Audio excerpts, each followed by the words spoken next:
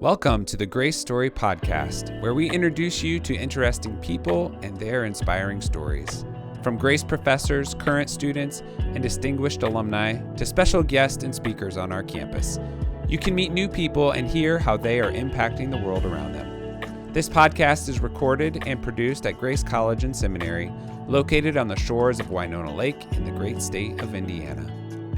This is the Grace Story Podcast, and I'm your host today, Nathan Harris, Vice President of Advancement here at Grace College and Seminary. Today on the podcast, we have Steve Wong. Steve is a fifth-generation Chinese-American and pastors an English-speaking Asian-American church in the San Francisco Bay Area. In fact, Steve has been pastoring at Fellowship Bible Church for 38 years. And Steve, we're going to want to talk about this here in a little bit. He was saved at the church as a teenager in 1979, joined the staff in 1985, and then became the senior pastor in 1992. Steve attended California Bible College and then went on to seminary.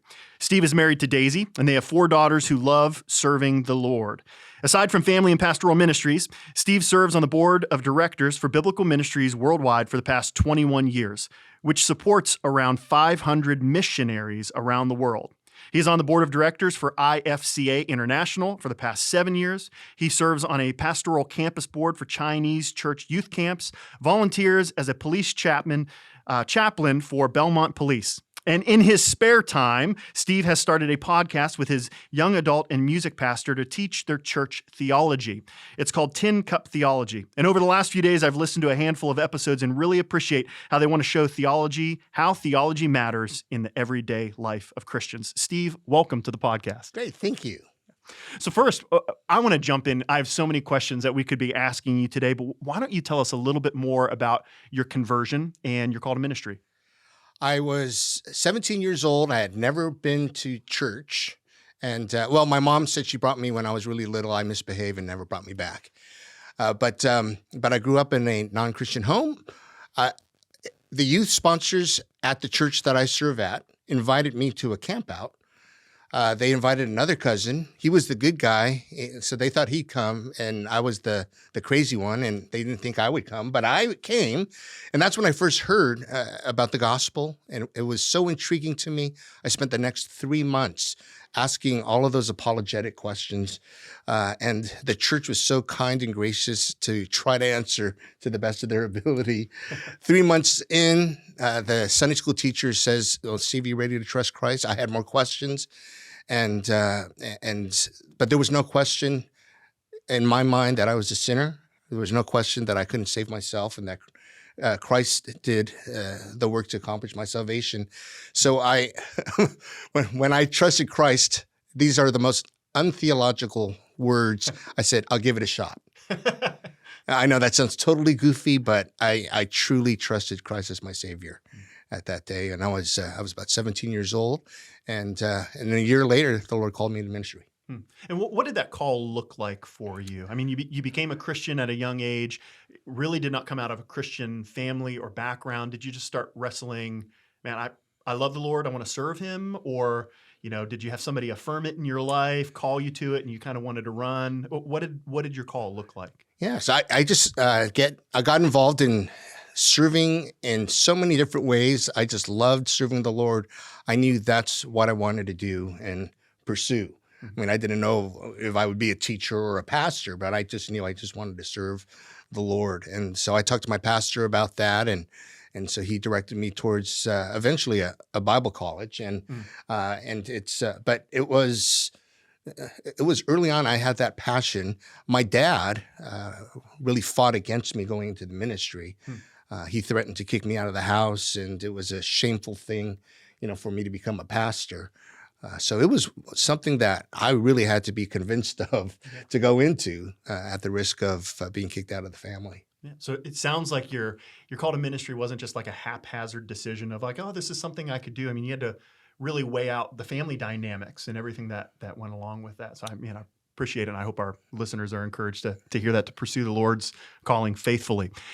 One of the things I really appreciate as I read your bio was how long you have pastored at the same church. So it's not just, multiple decades of pastoring and you've been around the country, but you've spent the last 38 years at Fellowship Bible Church. Now, I never want to shame somebody for age, but you've pastored longer than our college students have been alive. And then I did the math. You've pastored at the same church longer than I've been alive. So I want to touch on, what does that look like in terms of the benefits that your church has received from having a pastor with a long tenure? Well, it might show they didn't know any better. One of the things for me is that they know me and they know my flaws, and they've been gracious. They remember me when I was an unsaved high schooler. And so I have to pay a lot of shush money just to keep those stories quiet. I'm just kidding, but it's but they do know my weaknesses, and so they've been very patient with me and very, very caring, and they're like family to me, and so I think that's perhaps some of the benefits. Hopefully, a little bit of stability. One of the joys is that my associate pastor, I've served with him 40 years. We've been on staff together for 35. And so just to have partners in the ministry and to shepherd the people that shepherded me, it was awkward, but it's a real honor in the long run. Yeah, that's incredible. You've probably heard the statistic, but the average pastorate right now is roughly about 4 years. But sociological studies say it almost takes double that amount of time to really have an impact in ministry, from relationship building, et cetera. So what encouragements would you have for somebody who feels called to the ministry?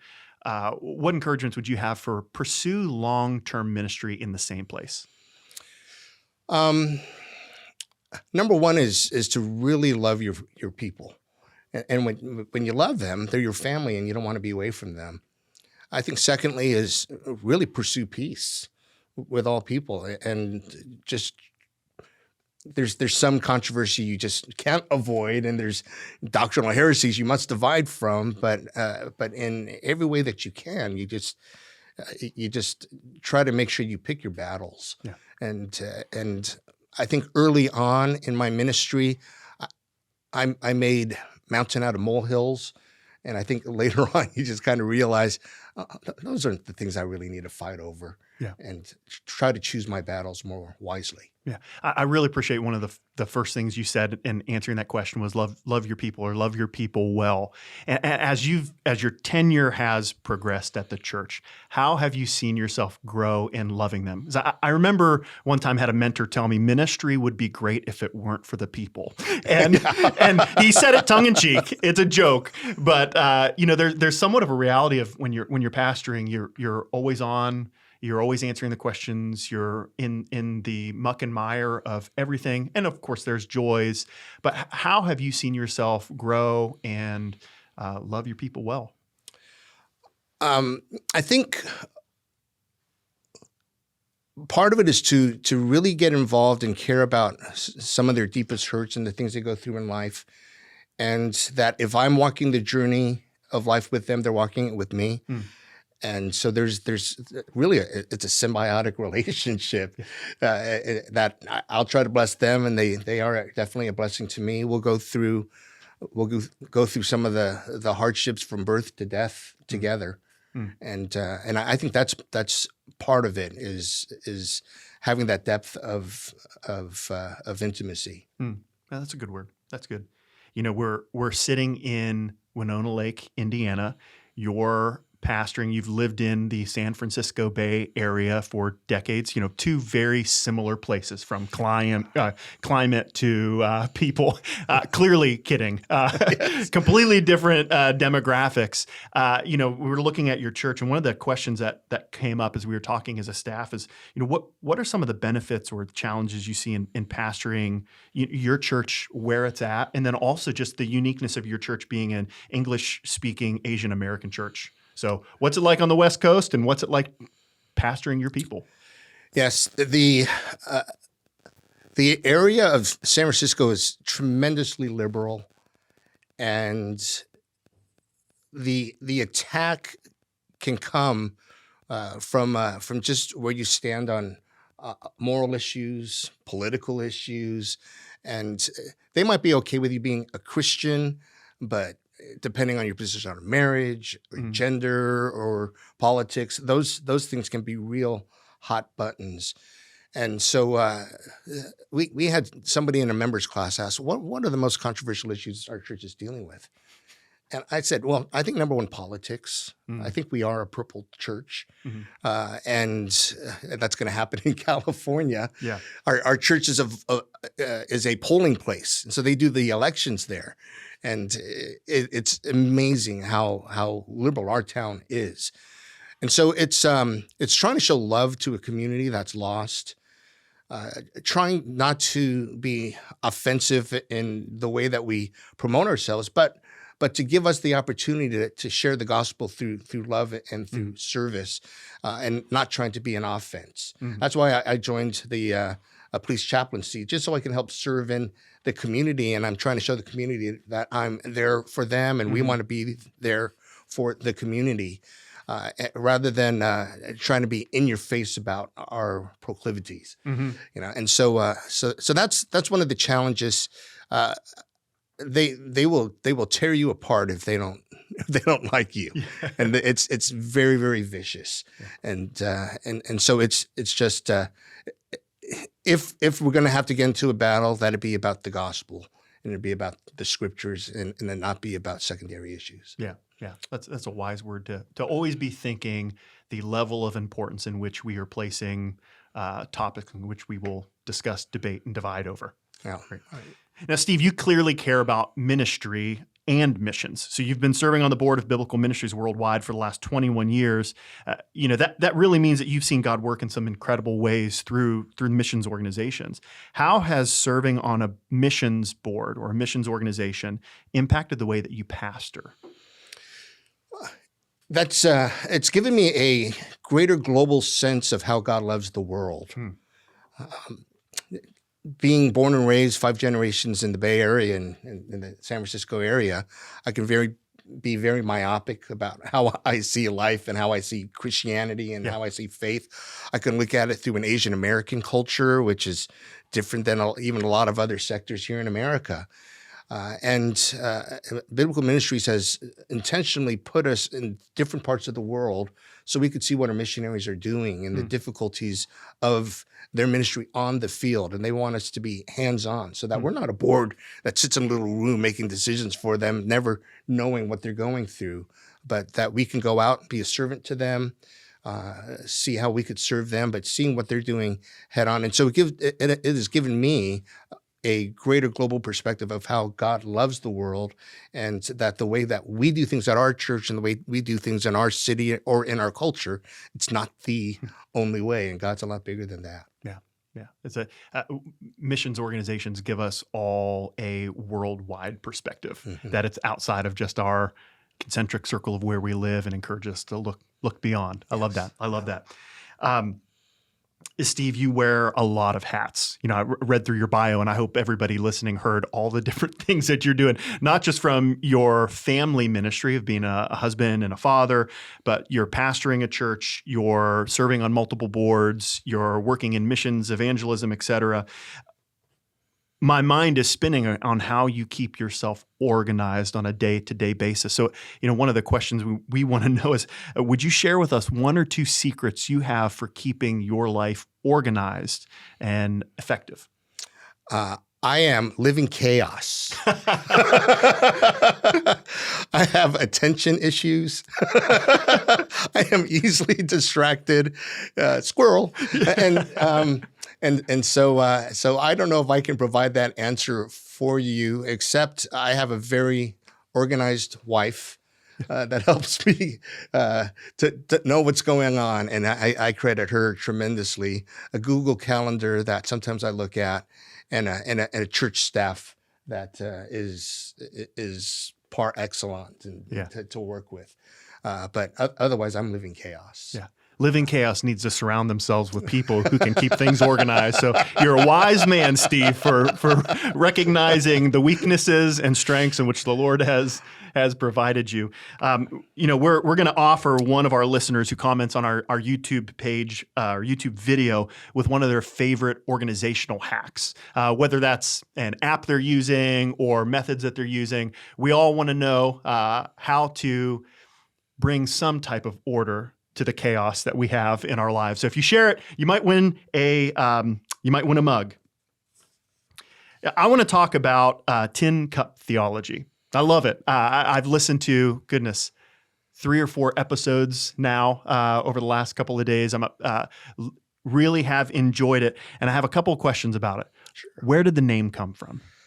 The name came from our coffee cups. We have those insulated metal mugs, and so my young pastor he thought of it, and so we start off by clinking those cups of coffee to start off our podcast, and so that's where the name came from, is that we talk theology over coffee. That's fantastic. I love that. That speaks to the heart of why you guys are doing the podcast, which we'll talk about here actually right now. So, as I listened to a couple of the podcasts, I could really hear the motivations behind it is really getting rich theology into the lives of your congregation or in the lives of your church members. So why don't you talk for a little bit on why is it important for us to be talking theology to our church members? Sure. It's the reason why we started the podcast. I had been teaching a theology class at our church on Tuesday nights for over 20-something years. And, the attendance was kind of dwindling. And my younger pastor said, well, we live in a different day and age. Why don't you podcast it? And people are looking for more instant accessibility, and they want to listen to it in their car and stop it and restart it when they get back in. Mm-hmm. And I said, okay, let's give it a try. So it was his idea, and our church folks have really caught on to it. Even the younger generation has shown interest in it. And it's important to ground them theologically. We did an introduction to theology, or theology proper, as our first season. We're going to start bibliology next week, and then Christology after that. And it's if they don't know the right things about God, they won't know the right things to do. Yeah. And so if orthodoxy precedes orthopraxy, they need to be grounded in that. And it's going to affect everything in terms of their hermeneutic, and their sanctification, and we wanted them to have a good foundation theologically. Yeah, the podcast is hitting that circle of life that we want to lead all of our church members to know and to live out is studying theology. You know God, the more you know God, the more you love God, the more you love God, the more you serve God, the more you serve God, the more you want to know God. And so having that podcast follow that circle, that spiral effect for people has been, it's been fun for me all the way out here in Indiana to listen to. But what has been your favorite episode thus far that you've recorded?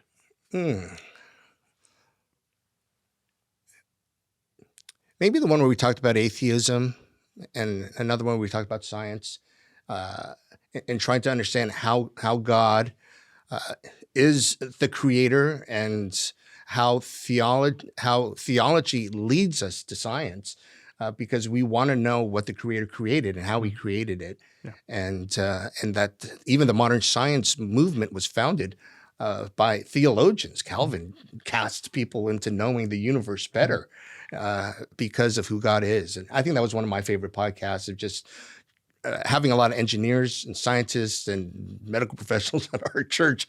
They like to think of themselves as scientists, and for them to be able to relate to a God who packed all that information into DNA and to the expanse of the universe is an exciting challenge. Yeah, that's fantastic.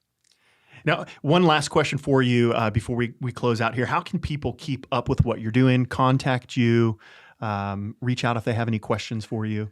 Sure. Well, our church website is fbc-belmont.org. gracestory.org. And on there has my email. And I would love to be contacted and be a resource to anybody there.